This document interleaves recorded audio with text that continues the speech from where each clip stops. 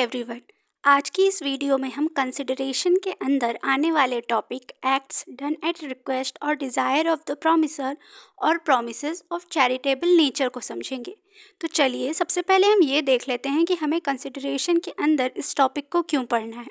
तो इससे पहले की वीडियो में हमने कॉन्ट्रैक्ट एक्ट के सेक्शन 2D में दिए गए कंसिडरेशन के डेफिनेशन के अकॉर्डिंग कंसिडरेशन के 4 इसेंशियल्स को समझा था, जिसमें था कि जो कंसिडरेशन है वो प्रॉमिसर के डिज़ायर का होना चाहिए, जिसे हम प्रॉमिसरी स्टॉपल भी कह सकते हैं। और दूसरा था कि कंसिडरेशन प्रॉमिसी भी दे सकता है और उसके अलावा कोई दूसरा पर्सन भी दे सकता है। और इसके साथ हमने देखा था कि कंसिडरेशन में हम कुछ करने का भी प्रॉमिस कर सकते हैं और कुछ नहीं करने का भी प्रॉमिस कर सकते हैं। और साथ ही कंसिडरेशन पास्ट में किया गया कोई एक्ट हो सकता है, प्रेजेंट में किया गया भी और फ्यूचर में भी किया गया कोई एक्ट हो सकता है। और चौथे इसेंशियल में हमने देखा था कि कंसिडरेशन में हम क्या दे सकते हैं, तो उसमें था समथिंग। और अंत में देखा था कि इसी तरह के किसी भी एक्ट, एब्स्टिनेंस या प्रॉमिस को हम कंसिडरेशन कहते हैं। तो ये जो सारे टॉपिक्स हैं बहुत बड़े हैं अपने आप में, हमें इनके अंदर भी कुछ केस लॉज और कुछ सब टॉपिक्स भी देखने हैं। तो हमने पिछली वीडियो में देखा था कि इसके पहले topic at the desire of the promiser के अंदर हमें 3 टॉपिक्स को देखना है, जिसमें सबसे पहले हमें ये देखना है कि क्या होगा अगर कंसिडरेशन प्रॉमिसर के डिज़ायर या रिक्वेस्ट पर न हो, जिसमें हमें Durga Prasad versus Baldev case law को देखना था। और दूसरा था, जो कि आज का हमारा टॉपिक भी है, कि क्या होगा अगर कंसिडरेशन प्रॉमिसर के डिज़ायर पर हो। और इसी के साथ ही हमें एक और टॉपिक देखना है, प्रॉमिसेस ऑफ चैरिटेबल नेचर, जिसमें हम आज 2 केस लॉज समझेंगे, जो है केदारनाथ भट्टाचार्य जी वर्सेस गौरी मोहम्मद और दोराई स्वामी अय्यर वर्सेस अरुणाचला अय्यर। और इसके तीसरे टॉपिक में हमें देखना है यूनिलैटरल प्रॉमिसेस को, जिसमें हम अब्दुल अजीज़ वर्सेस मासूम अली केस लॉ को देखेंगे। तो इससे पहले की वीडियो में हमने प्रॉमिसरी स्टॉपल को समझा और ये भी देखा था कि क्या होगा अगर प्रॉमिसर के अकॉर्डिंग कंसिडरेशन ना हो, और साथ ही Durga Prasad versus Baldev case law के फैक्ट और हेल्ड को भी देखा था। अगर हम छोटे में देखें कि इस टॉपिक में क्या है, तो इसके अकॉर्डिंग अगर कोई कंसिडरेशन प्रॉमिसर के डिज़ायर या फिर उसके रिक्वेस्ट के अकॉर्डिंग ना हो, तो फिर ऐसे कंसिडरेशन को हम गुड कंसिडरेशन या वैलिड कंसिडरेशन नहीं कहेंगे। और ऐसी सिचुएशन में जो प्रॉमिसी है वो प्रॉमिसर को फोर्स नहीं कर सकता उसका प्रॉमिस फुलफिल करने के लिए। इस टॉपिक को अच्छे से डिटेल में समझने के लिए आप इससे पहले की वीडियोस देख लीजिएगा, जिसकी लिंक हम आपको डिस्क्रिप्शन बॉक्स में दे देंगे। तो चलिए अब हम आज के अपने टॉपिक को समझते हैं, जहाँ पर क्या होगा अगर कंसिडरेशन प्रॉमिसर के डिज़ायर का हो, और साथ ही ये भी देख लेते हैं कि प्रॉमिसेस ऑफ चैरिटेबल नेचर क्या होते हैं। तो जैसे कि हमने अभी समझा कि अगर कोई कंसिडरेशन प्रॉमिसर के डिज़ायर का ना हो, तो फिर वो गुड या वैलिड कंसिडरेशन नहीं होगा। तो फिर यहाँ उसका उल्टा है, अगर कंसिडरेशन प्रॉमिसर के डिज़ायर का हो, तो फिर ऐसे कंसिडरेशन को हम गुड या वैलिड कंसिडरेशन मानेंगे। और इस सिचुएशन में जो प्रॉमिसर है अब वो अपने प्रॉमिस से बाउंड होगा, जिसे हम ऐसे भी कह सकते हैं कि यहाँ पे एक बाइंडिंग कॉन्ट्रैक्ट फॉर्म हो जाएगा, और साथ ही प्रॉमिसी भी इंटाइटल्ड होगा प्रॉमिसर को फोर्स करने के लिए कि वो अपना प्रॉमिस फुलफिल करे। और इसे ही हम प्रॉमिसरी स्टॉपल कहते हैं, जिसमें हमने ये देखा था कि अगर प्रॉमिसर के प्रॉमिस के अकॉर्डिंग प्रॉमिसी एक्ट करता है, तो फिर प्रॉमिसर अपने प्रॉमिस से बाउंड होता है। तो ये तो हो गई नॉर्मल सी बात जिसे हमने समझ लिया, लेकिन यहाँ पे एक बात नोट करने वाली ये है कि यहाँ ये ज़रूरी नहीं है कि प्रॉमिसर ने प्रॉमिसी से जो भी एक्ट करने के लिए कहा हो अपने कंसिडरेशन के लिए, वो एक्ट प्रॉमिसर के पर्सनल बेनिफिट या उसके यूज़ के लिए हो। फॉर एग्ज़ाम्पल, मान लीजिए कि हमने किसी पर्सन से कहा कि हम आपको इतने रुपए देंगे, आप जाइए जाके किसी चैरिटेबल ऑर्गेनाइजेशन में इतना सामान डोनेट कर दीजिए। तो यहाँ पर हमारे लिए कंसिडरेशन है कि वो जो सामने वाला पर्सन है वो किसी चैरिटेबल ऑर्गेनाइजेशन में डोनेशन दे, और सामने वाले पर्सन के लिए कंसिडरेशन है वो पैसे जो हमने उसे देने का प्रॉमिस किया है।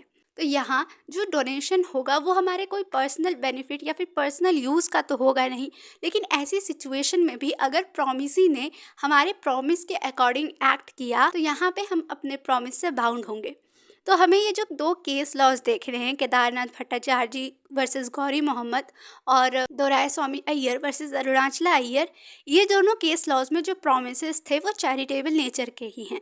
और साथ ही ये दोनों केस लॉज़ इस बात को भी क्लियर करते हैं कि जो कंसिडरेशन है वो प्रोमिसर के डिज़ायर का होना चाहिए। इसलिए ये दोनों केस लॉज़ इन दोनों ही टॉपिक्स को अच्छे से एक्सप्लेन करते हैं और इसके लैंडमार्क केस लॉ हैं। तो चलिए अब हम अपने पहले केस लॉ केदारनाथ भट्टाचार्य जी वर्सेस गौरी मोहम्मद को समझ लेते हैं।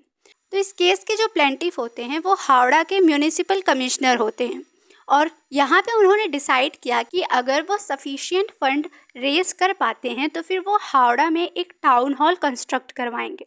तो इसके लिए उन्होंने पब्लिक सब्सक्रिप्शन को इनवाइट किया ताकि वो इस टाउन हॉल को बनाने के लिए नेसेसरी फंड रेज कर सके। अगर हम इसे आसान भाषा में समझें तो जैसे चंदा होता है ना कि लोग चंदा मांगते हैं कोई स्पेसिफिक काम करने के लिए, तो फिर ये भी वही है कि यहाँ पे बेसिकली जो म्यूनिसिपल कमिश्नर हैं वो लोगों से कह रहे थे कि आप आके हमें इतने पैसे दे दीजिए जिसके बदले में हम यहाँ पर टाउन हॉल कंस्ट्रक्ट करवाएंगे। तो जो भी सब्सक्राइबर्स थे यानी कि जिन लोगों ने भी टाउन हॉल की कंस्ट्रक्शन के लिए पैसे देने का प्रॉमिस किया था, डिफेंडेंट भी उनमें से एक ही थे जिन्होंने सब्सक्रिप्शन बुक में अपना नाम लिखवाया था और ये प्रॉमिस किया था कि वो 100 रुपये इसके लिए कंट्रीब्यूट करेंगे। तो डिफेंडेंट की तरह ही और भी लोगों ने सब्सक्रिप्शन बुक में अपना नाम लिखवाया और प्रॉमिस किया कि वो इतने अमाउंट पे करेंगे। और जब प्लेंटिफ को लगा कि अब सफिशिएंट फंड रेज हो चुका है तो उन्होंने कॉन्ट्रैक्टर से कॉन्ट्रैक्ट कर लिया टाउन हॉल कंस्ट्रक्ट करवाने के लिए और उसकी कंस्ट्रक्शन भी स्टार्ट हो गई। लेकिन इसके बाद डिफेंडेंट ने ये सब्सक्रिप्शन का पैसा है जो 100 रुपये है वो देने से मना कर दिया, जिसके बाद प्लेंटिफ ने डिफेंडेंट के अगेंस्ट में हावड़ा के कोर्ट ऑफ स्मॉल कॉजेज में सूट फाइल कर दिया। अच्छा, इस केस में प्रॉमिसर वो सभी लोग हैं जिन्होंने सब्सक्रिप्शन लिस्ट में अपना नाम लिखवाया था, क्योंकि उन्होंने प्रॉमिस किया कि वो इतने पैसे देंगे, तभी प्लेंटिफ ने हावड़ा में एक टाउन हॉल कंस्ट्रक्ट करवाना शुरू किया है। तो प्लेंटिफ ने डिफेंडेंट के अगेंस्ट में सूट फाइल करने के साथ ये कंटेंशन दिया 100 रुपये देने के लिए सब्सक्रिप्शन लिस्ट में अपना नाम लिखवाया है टाउन हॉल बनवाने के लिए और मैंने वो टाउन हॉल बनवा दिया है, तो इसीलिए अब डिफेंडेंट अपना पैसा देने के लिए बाउंड है। और डिफेंडेंट ने अपने कंटेंशन में कहा कि उसे इस सब्सक्रिप्शन की प्रॉपर नॉलेज है ही नहीं, और क्योंकि जब उसे प्रॉपर नॉलेज या अंडरस्टैंडिंग है ही नहीं तो यहाँ ये जो प्रॉमिस है वो इन्फोर्सिएबल होगा ही नहीं। क्योंकि आपको पता है कोई भी प्रॉमिस करने के लिए या फिर कोई भी कॉन्ट्रैक्ट फॉर्म होने के लिए वहाँ मीटिंग ऑफ माइंड का भी तो होना ज़रूरी है, ताकि जो दोनों पार्टीज़ हैं वो दोनों क्लियर हों इस बात के लिए कि कौन किस चीज़ के लिए प्रॉमिस कर रहा है। और इसके साथ ही डिफेंडेंट ने कहा कि वो कम पढ़ा लिखा भी है, तो इसीलिए यहाँ पे उसकी नॉलेज भी ठीक नहीं थी, मीटिंग ऑफ माइंड नहीं थी, इसलिए यहाँ पर उसका जो प्रॉमिस है वो इन्फोर्सिएबल नहीं होगा। तो जो लोअर कोर्ट का हेल्ड है वो डिफेंडेंट के फेवर में आता है, यानी कि according to lower court defendant को इस सब्सक्रिप्शन के लिए पैसे पे करने की कोई ज़रूरत नहीं थी। इसके बाद प्लेंटिफ यानी कि म्युनिसिपल कमिश्नर ने हाई कोर्ट में अपील कर दी। तो यानी कि इस केस का जो नाम है वो अपीलेंट वर्सेस रिस्पोंडेंट है, लेकिन क्योंकि प्लेंटिफ ने ही अपील किया तो नाम वैसा ही है, तो हम इसे प्लेंटिफ ही कहेंगे, आप याद रखिएगा। तो जो हाई कोर्ट का हेल्ड था वो प्लेंटिफ के फेवर में आता है, यानी कि according to high court defendant को ये पैसे पे करने होंगे।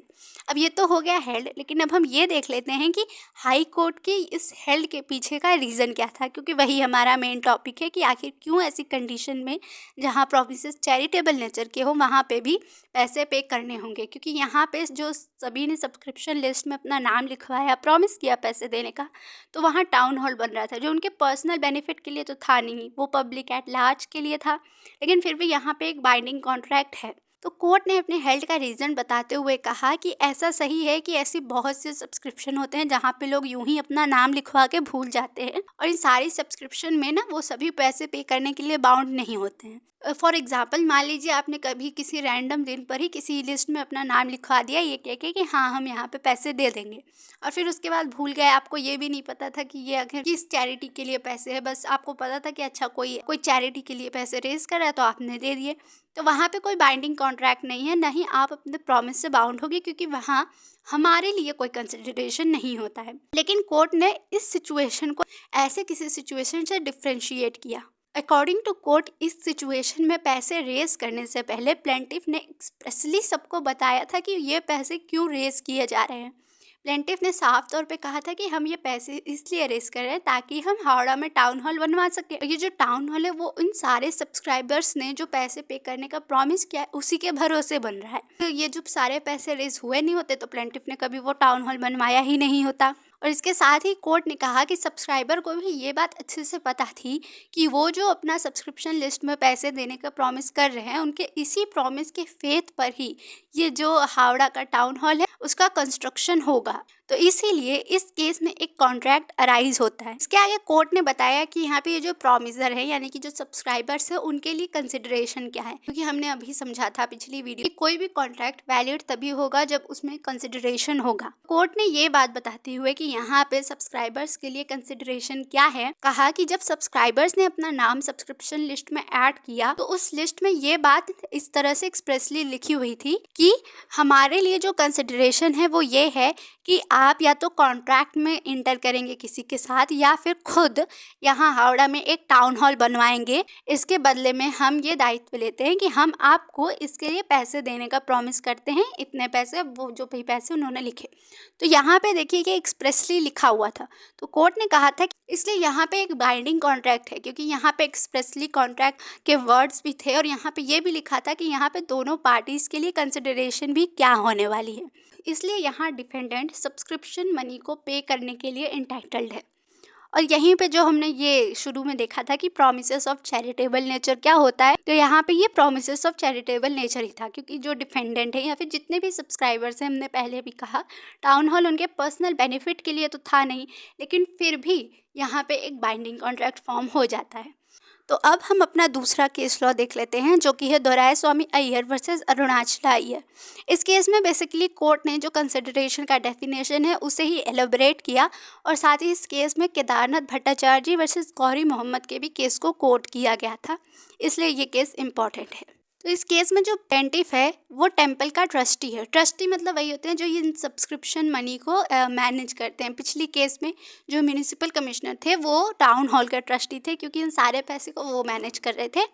तो इस केस में प्लेंटिफ ट्रस्टी है, यानी कि जो भी सब्सक्रिप्शन मनी का केस है यहाँ उसको प्लेंटिफ ही हैंडल कर रहे थे।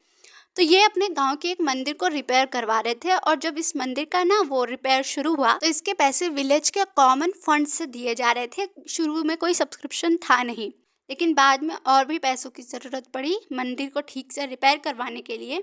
तो जो मंदिर की अथॉरिटी थी उन्होंने वही सब्सक्रिप्शन इन्वाइट किया, जिसमें जो डिफेंडेंट है उसने 125 रुपये देने का प्रॉमिस किया अपना नाम लिखवा के, और बाद में पे नहीं किया, सेम कंडीशन पिछली वाले की तरह। तो इसके बाद प्लेंटिफ ने डिफेंडेंट के अगेंस्ट में लोअर कोर्ट में सूट फाइल कर दिया। तो लोअर कोर्ट में सूट फाइल करने के बाद कोर्ट के सामने यही क्वेश्चन था कि डिफेंडेंट ने जो 125 रुपये देने का प्रॉमिस किया है उसके लिए यहाँ डिफेंडेंट के लिए कंसिडरेशन क्या है, क्योंकि अंत में कंसिडरेशन ही होना चाहिए। और अगर डिफेंडेंट के लिए कोई कंसिडरेशन नहीं होगा तो फिर वो यहाँ पे पैसे पे करने के लिए एंटाइटल्ड नहीं है। तो लोअर कोर्ट ने अपने हेल्ड में जो अपना डिसीजन है वो टेम्पल के फेवर में दिया, यानी कि अकॉर्डिंग टू कोर्ट यहाँ पे जो डिफेंडेंट है वो पैसे पे करने के लिए इंटाइटल्ड है। और लोअर कोर्ट ने कहा कि यहाँ डिफेंडेंट के लिए जो कंसिडरेशन है वो कंसिडरेशन वो लायबिलिटी है जो कि टेम्पल की अथॉरिटी ने उठाई है टेम्पल को रिपेयर कराने के लिए और उसके बदले पेमेंट करने के लिए। लेकिन इसके बाद जो डिफेंडेंट है उसने हाई कोर्ट में अपील कर दी, यानी इस केस का जो नाम है वो अपीलेंट वर्सेस रिस्पोंडेंट है, जहाँ पे डिफेंडेंट अपीलेंट है, लेकिन हम इन्हें हर जगह डिफेंडेंट ही कहेंगे, तो आप याद रखिएगा कि ये अपीलेंट है। तो हाई कोर्ट के सामने यही क्वेश्चन था कि टेम्पल की अथॉरिटी ने जो लायबिलिटी उठाया था क्या वो डिफेंडेंट के लिए एक वैलिड कंसिडरेशन माना जाएगा। तो यहाँ पे जो कोर्ट का हेल्ड था वो डिफेंडेंट के फेवर में था, यानी कि इस केस में अकॉर्डिंग टू कोर्ट डिफेंडेंट को इस सब्सक्रिप्शन का मनी पे करने की कोई ज़रूरत नहीं है। अब यहाँ आपको कन्फ्यूज़न हो रहा होगा कि ये दोनों तो केस सेम ही थे, तो फिर इस केस में डिफेंडेंट को पैसे क्यों नहीं पे करने होंगे। तो अब हम देख लेते हैं कि आखिर कोर्ट के इस हेल्ड का रीज़न क्या था। तो कोर्ट ने अपने हेल्ड का रीज़न बताने की शुरुआत कॉन्ट्रैक्ट के सेक्शन 2D में दिए गए कंसिडरेशन के डेफिनेशन को समझाने से की। तो कोर्ट ने कहा कि कॉन्ट्रैक्ट में दिए गए कंसिडरेशन के डेफिनेशन के अकॉर्डिंग जो कंसिडरेशन है वो प्रॉमिसर के डिज़ायर का होना चाहिए, और इस कंडीशन में जो प्रॉमिसी है उसने कोई काम किया हो या फिर न करने का प्रॉमिस किया हो, ऐसी ही सिचुएशन को हम कंसिडरेशन कहते हैं। जहाँ पे प्रॉमिसर के डिज़ायर का कंसिडरेशन हो और प्रॉमिसी भी कुछ करे प्रॉमिसर के लिए। तो वही कोर्ट ने कहा कि अकॉर्डिंग टू दिस डेफिनेशन ये ज़रूरी है कि प्रॉमिसी ने किसी चीज़ पर एक्ट किया हो या फिर प्रॉमिसी ने कोई एक्ट परफॉर्म किया हो प्रॉमिसर के डिज़ायर के अकॉर्डिंग, ताकि यहाँ पर एक बाइंडिंग कॉन्ट्रैक्ट फॉर्म हो सके। और इसके आगे कोर्ट ने कहा कि there must be some bargain between them. यहाँ बार्गेन का मतलब वो नहीं है किसी ने कोई दाम बताया तो हम कम करके बताए। बार्गेन का एक और मतलब भी होता है कि दो पार्टीज किसी एक स्पेसिफिक टर्म पे एग्री हो जाएं कि हम एक दूसरे के लिए क्या करेंगे। तो यही कोर्ट ने कहा कि किसी भी कॉन्ट्रैक्ट में दोनों पार्टीज के बीच बार्गेन होना चाहिए, यानी कि दोनों पार्टीज के बीच ये सहमति होनी चाहिए कि वो एक दूसरे के लिए क्या करने वाले हैं। और इसके बाद कोर्ट ने केदारनाथ भट्टाचार्य वर्सेस गौरी मोहम्मद इस केस का यूज़ दोनों ही पार्टीज़ ने अपने अपने कंटेंशन में किया था, जहां प्लेंटिफ ने कंटेंशन देते हुए कहा कि जो डिफेंडेंट है वो पैसे पे करने के लिए इंटाइटल्ड है क्योंकि हमने लाइबिलिटी इनकर की, और डिफेंडेंट ने इसी केस का यूज़ करते हुए अपने कंटेंशन में कहा कि केदारनाथ भट्टाचार्य वर्सेस गौरी मोहम्मद में एक एक्सप्रेस प्रॉमिस था और उसका जो कंसिडरेशन है वो भी एक्सप्रेसली बताया गया था, लेकिन इस केस में ऐसा कुछ है नहीं, इसलिए मैं पैसे पे करने के लिए इंटाइटल्ड नहीं हूँ। तो इन दोनों के ही कंटेंशन के बाद जो कोर्ट है उसने डिफेंडेंट की जो कंटेंशन है उसे एक्सेप्ट किया।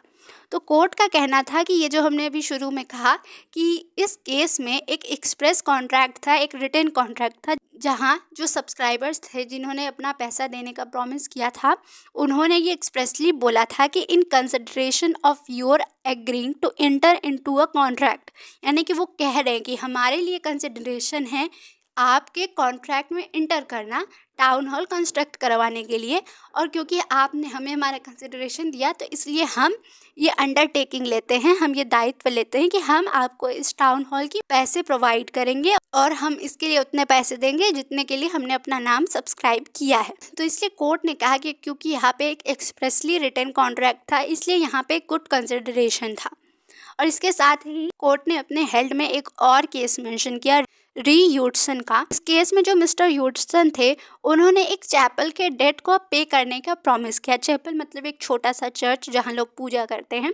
तो इसके बाद जो प्रॉमिसर है यानी कि ह्यूडसन है उसने इस डेट का एक लार्ज इंस्टॉलमेंट पे किया और फिर उसके बाद उनकी डेथ हो गई। तो इसके बाद जो यूनियन थी मतलब जो ट्रस्टी थे बेसिकली जिनके पास ये पैसे देने थे, और फिर ये जो यूनियन था उसने ये लाइबिलिटी ली थी कि वो अब इसका जो डेट है वो उनको पे करेगा जिन्हें पे करना है। तो इन्होंने क्या किया, जो ह्यूडसन के एग्जीक्यूटर्स थे उसको लायबल ठहराया कि अब उनको बाकी के बचे हुए पैसे देने होंगे। तो इस केस में कोर्ट का हेल्ड आता है कि यहाँ पे ह्यूडसन के लिए कोई कंसिडरेशन था नहीं उसके प्रॉमिस के बदले, इसलिए ये जो प्रॉमिस है वो एक बेयर प्रॉमिस है। तो यहाँ पे उसे अब पैसे पे करने की कोई ज़रूरत नहीं है, कोई इसे लायबल नहीं ठहरा सकता, कोई इसे फोर्स नहीं कर सकता ये जो पैसे है वो पे करने के लिए। इसलिए यहाँ पे मद्रास हाई कोर्ट ने कहा कि यहाँ पे पिछले केस की तरह कोई ऐसा एक्सप्रेस प्रॉमिस नहीं है, कोई रिटन कॉन्ट्रैक्ट नहीं है जहाँ पे ये साफ तौर पे समझ आए कि जो सब्सक्राइबर्स हैं उनके लिए कंसिडरेशन क्या है। इसलिए यहाँ पे डिफेंडेंट को जो 125 रुपये है सब्सक्रिप्शन मनी वो पे करने की कोई ज़रूरत नहीं है। तो इसलिए अकॉर्डिंग टू कोर्ट ये एक बेयर प्रॉमिस था जहाँ पे कोई कंसिडरेशन नहीं था, इसलिए डिफेंडेंट को फोर्स नहीं किया जा सकता वो पैसे पे करने के लिए। लेकिन यहाँ पे एक नोटेबल पॉइंट ये है कि कोर्ट ने लास्ट में अपने डिसीजन में कहा कि क्योंकि यहाँ पे कोई एविडेंस नहीं है इस बात का कि यहाँ पे एक्सप्रेसली डिफेंडेंट्स या फिर सब्सक्राइबर्स को ये बताया गया था कि वो ये पैसे क्यों दे रहे हैं, इसीलिए यहाँ पे जो हेल्ड है वो डिफेंडेंट के फेवर में था। लेकिन मान लीजिए अगर इस केस में भी केदारनाथ भट्टाचार्य वर्सेस गौरी मोहम्मद की तरह एक्सप्रेस और रिटन कॉन्ट्रैक्ट होता या फिर इस बात का एविडेंस मिल जाता कि जो टेम्पल अथॉरिटी है उसने एक्सप्रेसली बताया था कि वो ये पैसे क्यों रेस कर रहे हैं, तो फिर इस केस का हेल्ड भी केदारनाथ भट्टाचार्य वर्सेस गौरी मोहम्मद की तरह प्लेंटिफ्स के ही फेवर में आता और यहाँ पे डिफेंडेंट को पैसा पे करना पड़ता। सो आई होप कि आपको ये टॉपिक अच्छे से समझ में आ गया होगा। अगर आपको कुछ भी पूछना हो तो आप प्लीज़ अपने क्वेश्चन कमेंट सेक्शन में बता सकते हैं। अब अगली वीडियो में हम इसके लास्ट टॉपिक को देखेंगे जो कि है यूनिलैटरल प्रॉमिसेस, और अब्दुल अजीज़ वर्सेस मासूम अली केस लॉ को भी समझेंगे। Thank you for watching.